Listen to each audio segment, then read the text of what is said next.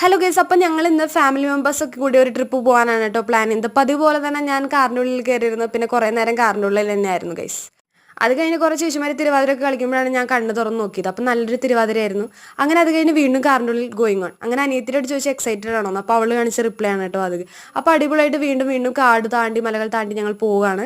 And finally ഞങ്ങളുടെ family മെമ്പേഴ്സിനെ കണ്ടുമുട്ടി. ഇതാണ് ഞങ്ങളുടെ സ്പോട്ട്, വെലങ്ങാങ്ങുന്നാണ്. ഞങ്ങളുടെ വീടിൻ്റെ അടുത്തായിരുന്നു ഈ സ്പോട്ട് ഉണ്ടായിരുന്നത്, പക്ഷെ കുറച്ച് ദൂരം ഉണ്ടായിരുന്നു.